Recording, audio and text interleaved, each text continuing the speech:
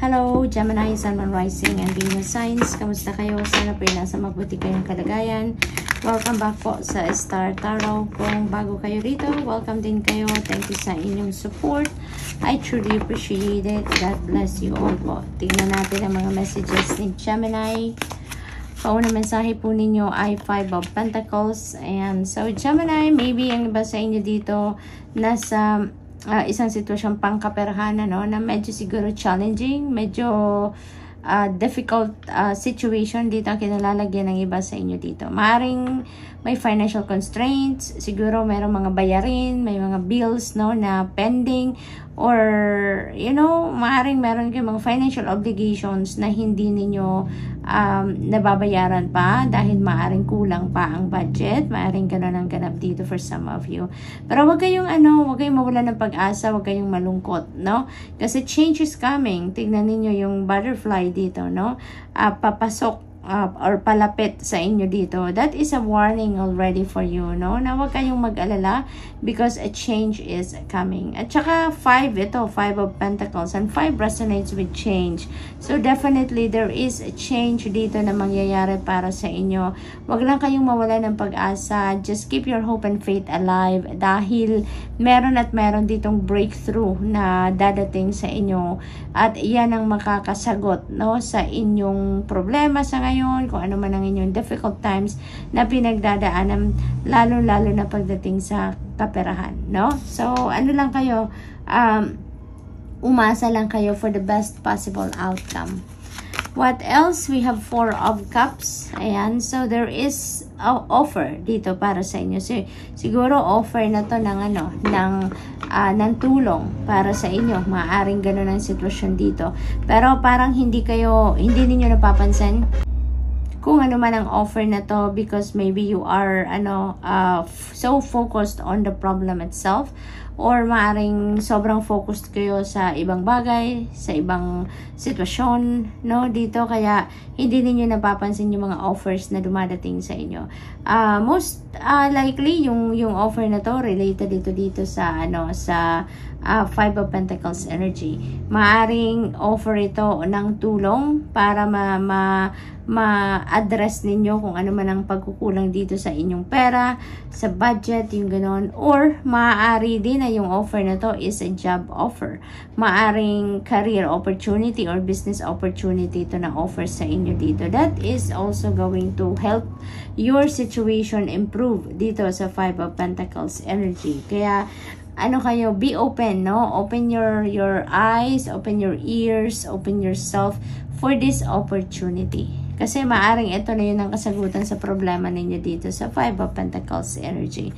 The Fool energy, meron kayong sisimulan ditong bago. There is a new situation here na magsisimula. No, meron ditong a new endeavor, or maaring pagdating naman sa relationship, maaring bagong level ito ng relationship.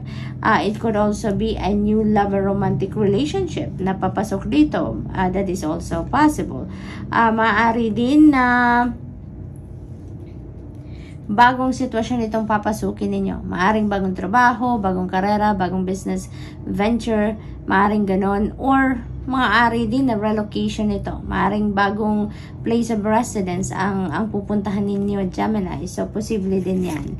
We have the Sun energy. Ayan, napakaganda, dulo-dulo, no? 5 of Pentacles, problema sa inyo dito, the Sun, nagkasagutan ito sa inyong mga problema. This is about the Sun cutting through the darkness sa buhay ninyo.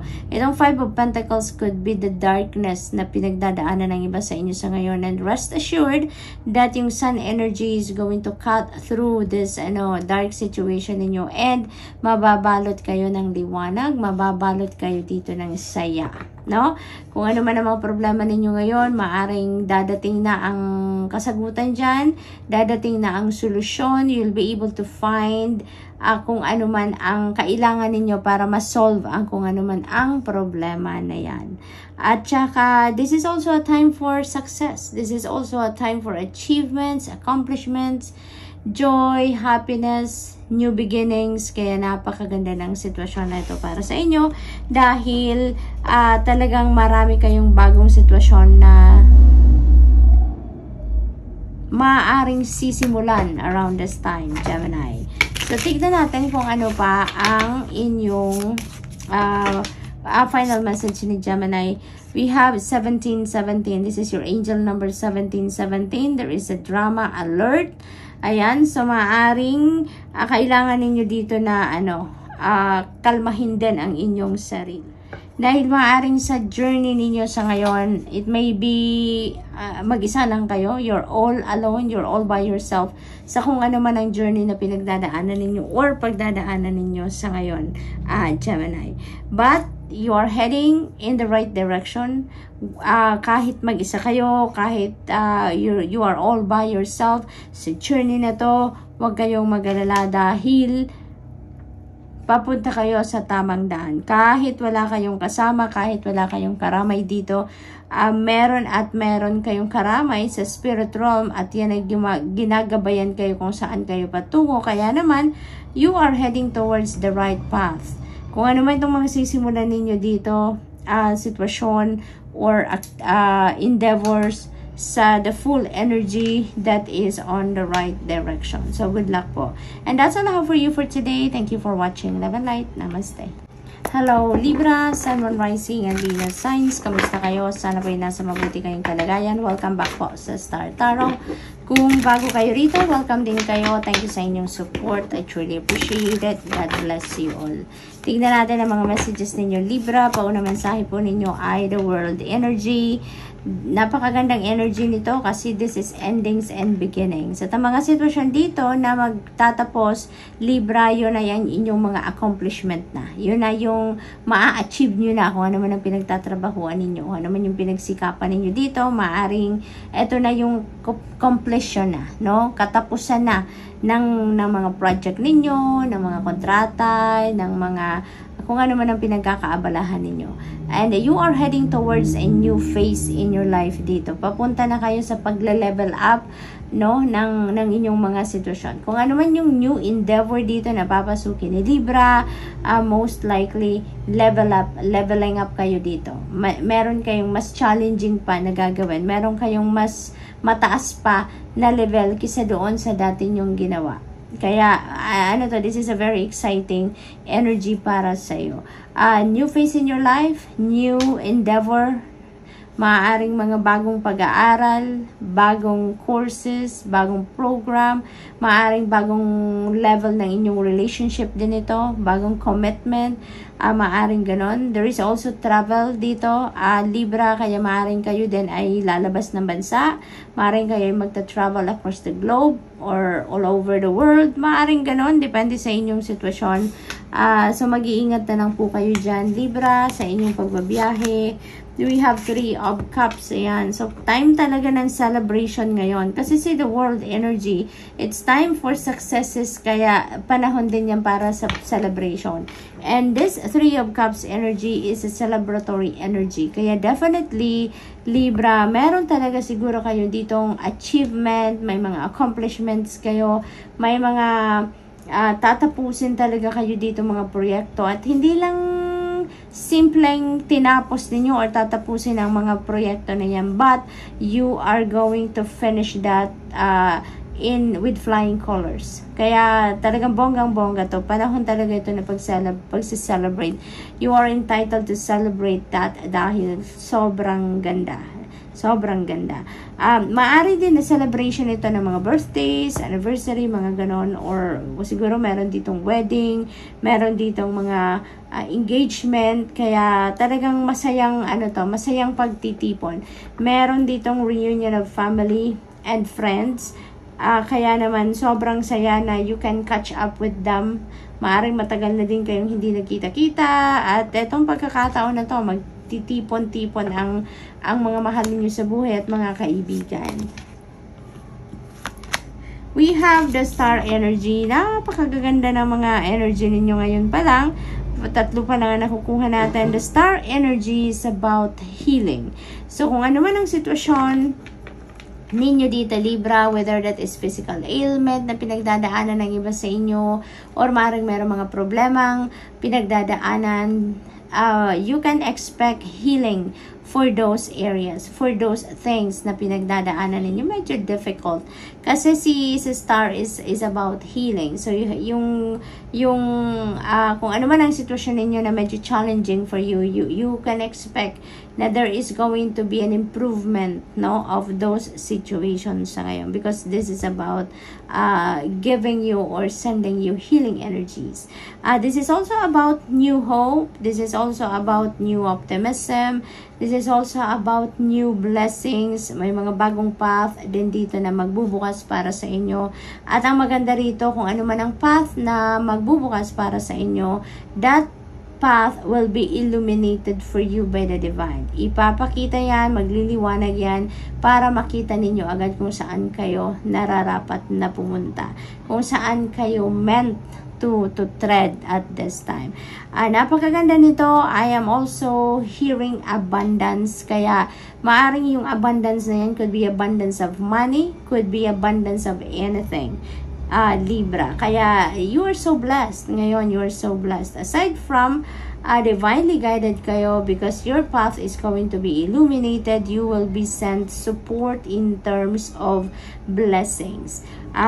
Kung ano man ang daan na tatahakin ninyo sa ngayon, so suportahan kayo, papadalhan kayo ng resources, papadalhan kayo ng kung ano man ang mga kakailanganin ninyo para dito sa pagbabagong buhay ninyo, because this is also a new beginning energy.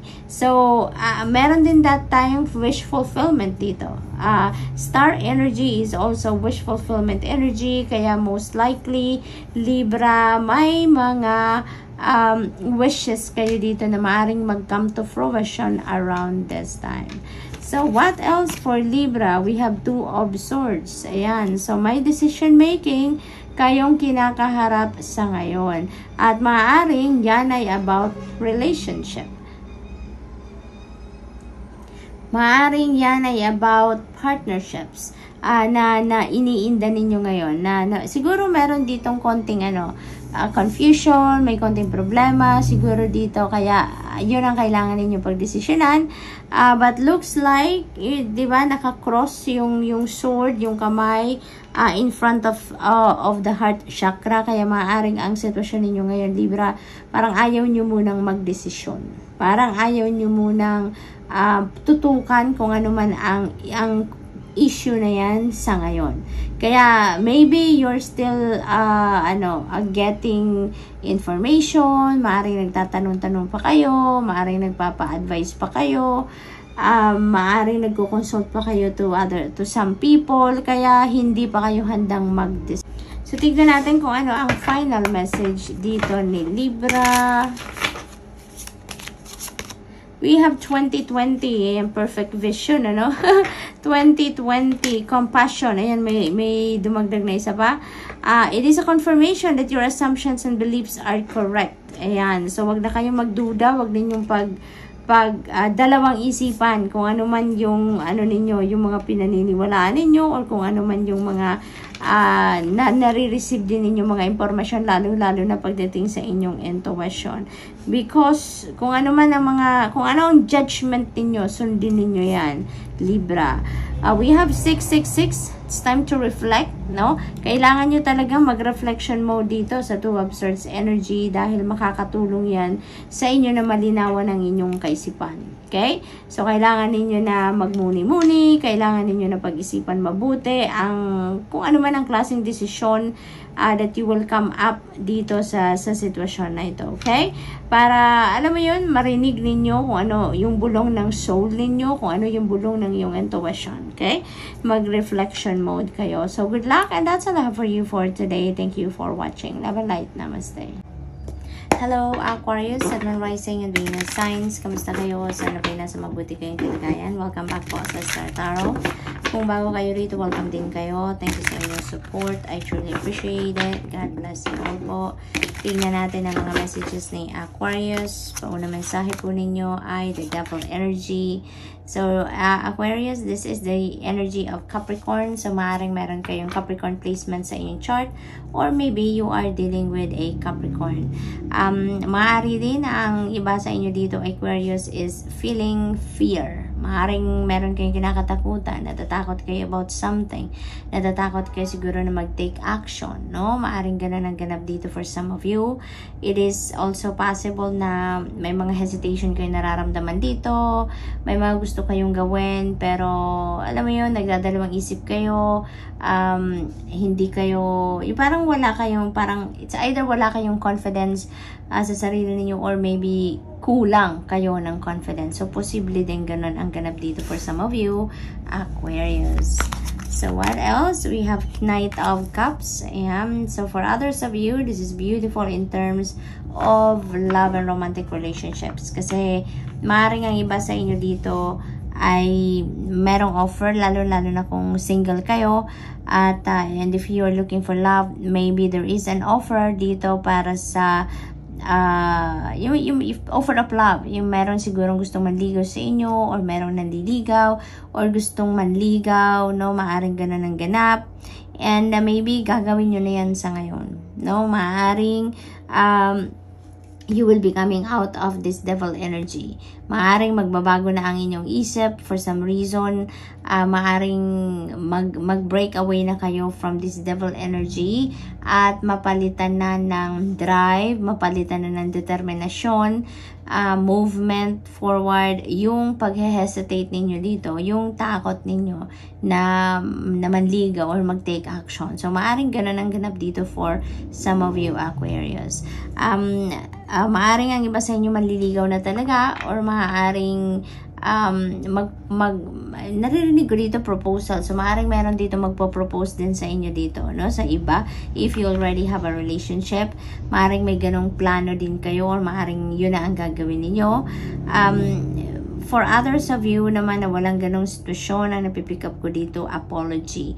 Maaaring meron ditong gustong humingi ng apology sa inyo, may maghihingi ng apology sa inyo, or kayo yung mag-apologize to someone. So, maaaring ganon din ang ganap dyan. What else? We have Three of Pentacles. No, yeah, right. So, this is Three of Pentacles. Late masulat. So Three of Pentacles, this is the energy of climbing the ladder of success. Maaring papunta na kayo ngayon, Aquarius. So napipick up ko talaga dito. This is your energy maybe in the recent past, no? So maaring yung mga nakaraang araw, nakaraang linggo, nakaraang buwan, nandito kayo sa takot, sa fear, sa pagdadalawang isip, sa low self-confidence, and maybe, no, dito kayo nanggagaling. Maybe at some point you were inspired, you change your mind, nagkaroon kayo ng lakas ng loob dito, kaya you are going to take action towards whatever it is that you want to do. Kung ano man yung pinaplano ninyo para sa sarili ninyo, maybe you are really going to take action towards that around this time. Kaya dito naman sa Three of Pentacles, you are climbing the ladder of success dahil magte-take action na kayo dito. Dahil gagawin ninyo ang lahat dito para matupad ninyo ang mga gusto ninyong matupad, para makuha ninyo, ma-achieve ninyo kung ano man yung gusto ninyong ma-achieve dito, Aquarius. Maaari din na kung sa trabaho to or negosyo, siguro may mga partnership dito na maaring pasukin kayo. Maaring partnership sa trabaho, sa kung anumang task na binibigay sa inyo. Maaari din na this is partnership in business. Maaring ganun din ang ganap. Or maybe even your family members or friends siguro is going to show you support sa kung ano man ang inyong ginagawa dito. Kaya pagtatagumpayan ninyo kung ano man yung current ninyong ginagawa or gagawin pa lang, no? We have Page of Cups. Ayan, so may mga magandang balita dito na parating sa inyo that could be related to offers sa trabaho or any financial opportunities. Maaari din naman dito na may mga social gatherings coming up at maaaring maiimbitahan kayo or maybe kayo yung mag-host ng mga gatherings na yan. Posible din yan. Kaya ano yan, exciting din na nagkaganapan yan sa buhay ninyo at this point. Meron din ako napipick up dito na sa social gathering na to na dadaluhan ninyo, diyan ninyo siguro makikita ito si Knight of Cups. Maaring dito ninyo mamimit or dito na magpo-profess ng kanyang nararamdaman para sa iyo, kung sino man ito na may romantic interest sa inyo, Aquarius. So final message ni Aquarius, angel number 333. Ayan, there is support. Ayan, so sa Three of Pentacles, there is support talaga dyan ang mga tao sa paligid ninyo. Meron kayong dyan makakapartner, meron kayong mga supportive and helpful people around you, in your friends, in your family members, yung mga ganon. Kaya there will be definitely growth dito, lalong-lalo na sa mga ginagawa ninyo, lalong-lalo na sa mga endeavor or task na ginagawa ninyo. So, good luck, Aquarius, and that's all I have for you for today. Thank you for watching. Love and light. Namaste.